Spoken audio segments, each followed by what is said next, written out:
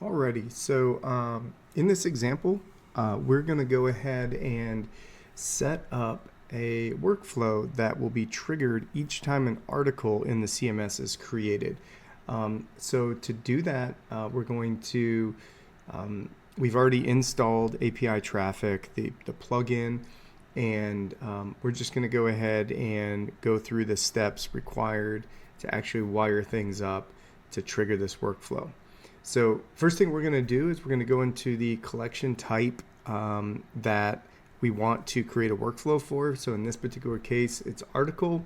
So we're going to go in and we're going to create a sample entry. What this is going to do is it's going to go ahead and trigger and send data over to API traffic so we can use that data to craft our workflow. So it's like sample data. And also in this example, we're just going to pretend that we're blogging for like a travel agency. Okay, so we're creating blog posts for a travel agency in this particular use case. So we'll use that as the context. So let's go ahead and create an entry here. And we're just going to just do something simple and just type New York, not New York. And in the description, so ultimately the description is what we're going to send over to Google Gemini. And tell it to do whatever we have here in the description. Obviously, if you were building this out more custom, you may have another field or series of fields that you would use. But for this case, we're just going to use description. So we're just going to say traveling to New York for 5 days. All right, very simple. Actually, we'll tell it to plan a trip to New York for 5 days. Let's just do that. Planned trip to New York for 5 days. So let's go ahead and hit save. That creates a draft. So this article now is in draft state. And what has automatically happened is, let's click over to our API traffic. Let's hit refresh. And what we'll see here is we have a series of requests that have made it over here to API traffic. Okay, so these are the requests that were sent by the CMS, okay, and captured. We know that when we create a new request, it's a post. So obviously we're not sending a lot of traffic right here, but if your application was in production or sending a lot of traffic, there could be a lot of traffic here. So let's just simulate a filter. So we'll go ahead and filter by a post because we know it was a post. So now we are seeing all of our post requests. And then to make it simple, let's also just grab, of course you don't need the query parameter there, but let's just grab the path. So everything after admin, and we'll add another filter by the URL path equals this value, and we'll click add, and now we've filtered by this value. Obviously you can see we've done this here before. This is not the first time we did this for this tutorial, but you can quickly see that 1 minute ago this was the content that we created. So if we drill into this, we can see this was the response after creating the content, and this was the content we submitted: plan a trip to New York for 5 days. So that's great. We've already isolated down the target area that we want to trigger the workflow on. So let's just go ahead and create a view. So we call these stream views, and we'll just call it article creation. Okay, so we have article creation. We'll go ahead and change the icon here and create this stream view.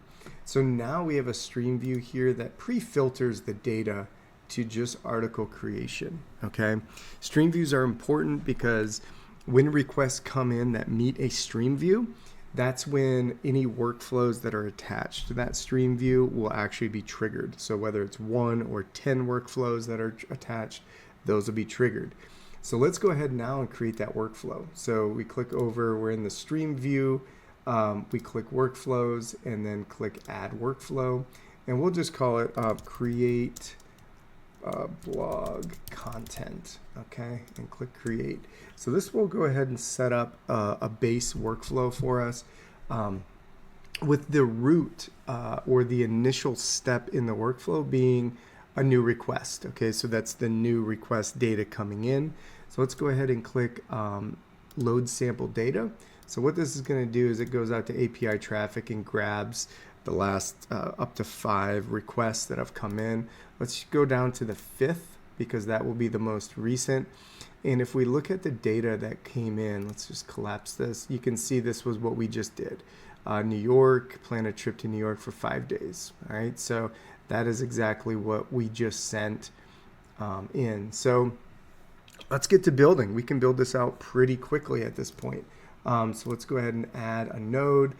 There's all sorts of AI tools you can actually use. So you can see all these different AI tools that are built in. There's over 240 total applications at this particular point, and more being added daily.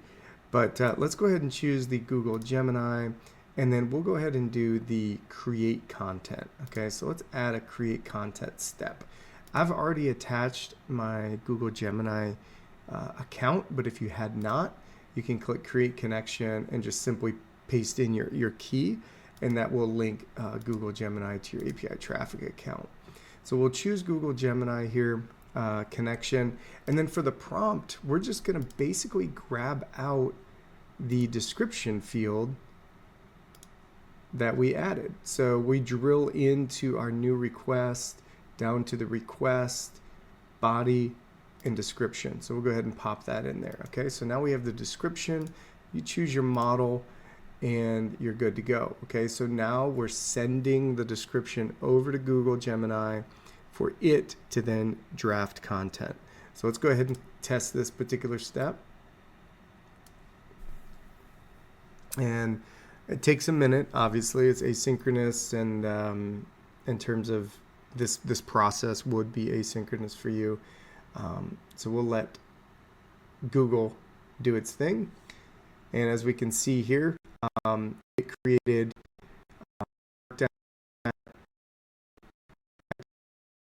for each. Okay, you can see here for this particular. Next thing we need to actually do now. So now we have this content. We need to then re-update the article. So to do that, we're just going to use the endpoint of the CMS, and we know it's a put. And so then for the URL, I actually have this set up already here. I'm just going to paste this in. But what we're going to do is you'll take the base domain. Of course, this is tunneling to my local host because it's my local computer. But then you take that base URL path, and then the response of the initial request. So this would be what the CMS gave back. You can drill into that and grab the document ID. So if you look at the API documentation, this is updating an article. Okay, so it's article with the document ID or the article ID. Then there is some authentication, so we'll go ahead and add authorization to this. And then the nice thing is we can again go ahead, and this time we're going to go back to the request. We can grab, because when the user created this request, they were authenticated, right? So we can actually just use that authentication right here to re-update that article, right? So there's nothing too special we need to do there. We can just use that. And then for the body article,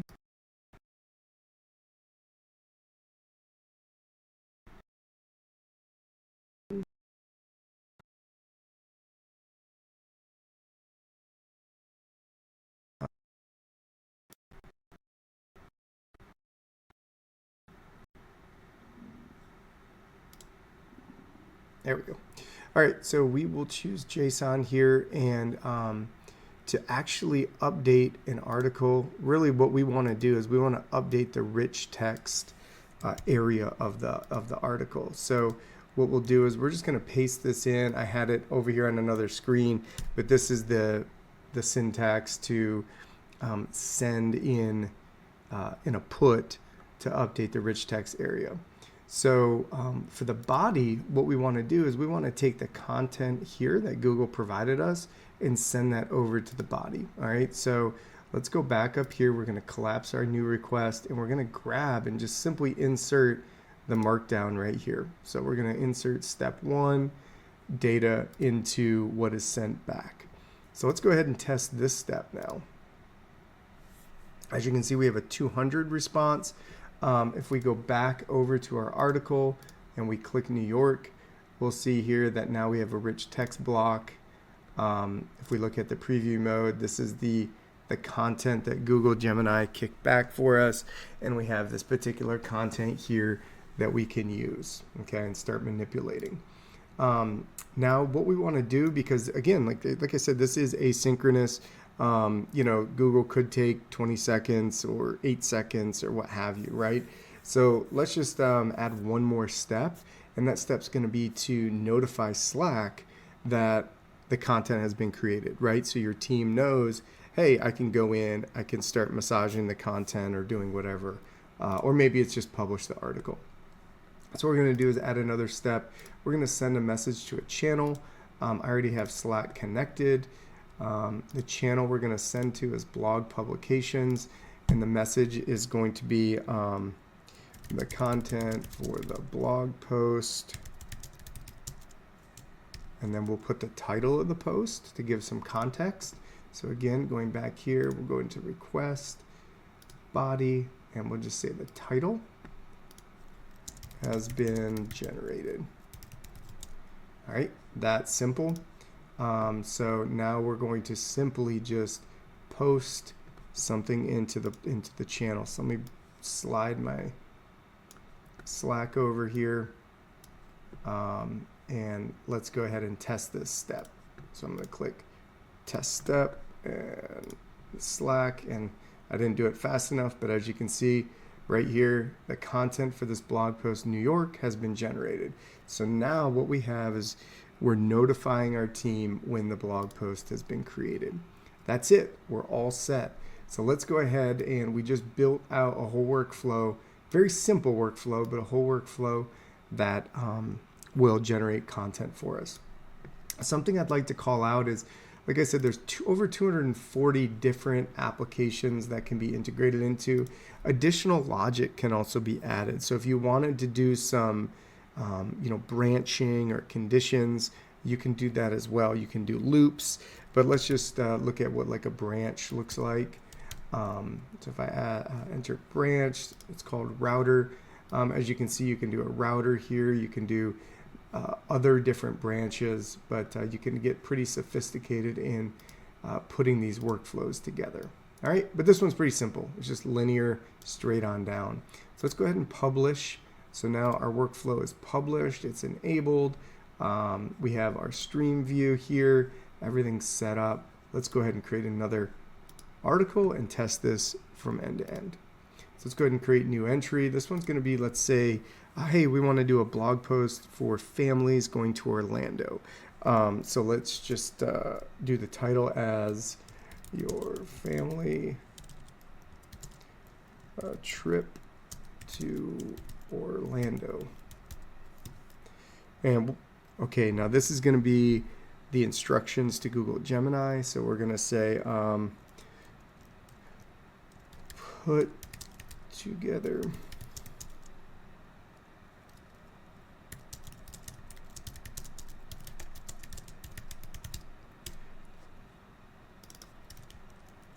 okay, so put together a 5-day trip for a family to Orlando. Okay, obviously the prompt, there's a lot to be desired in this particular prompt, but for this example, this will do just fine. So when we hit save, what has just happened is the API request has been, of course, sent over to API traffic.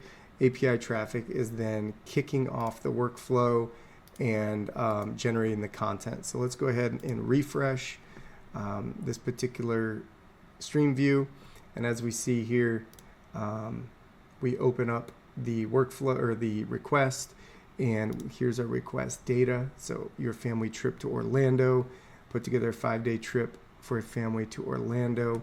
If we go ahead and look at the workflows, you can see this workflow was running at the moment.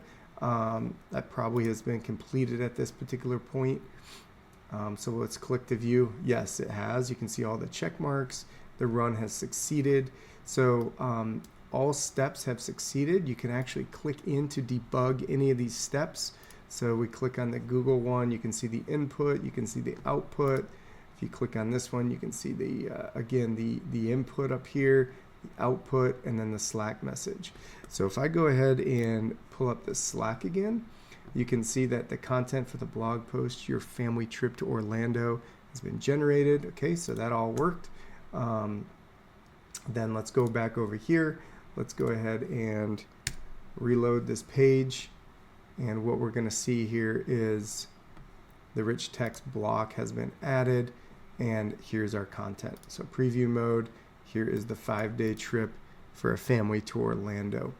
So within, a matter of, 5 to 10 minutes, of course I was doing some explaining here, but we were able to take action on a content item that was created in the CMS, go out, add some AI, generate some content, notify the team, and ultimately have a draft of this article.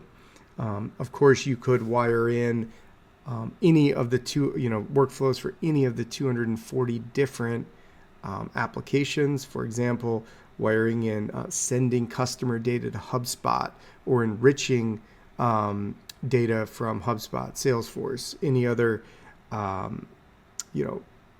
system that you might need to gather data from or interact with. So thanks for watching. I hope that this will be of use for you in your content creation. Thank you.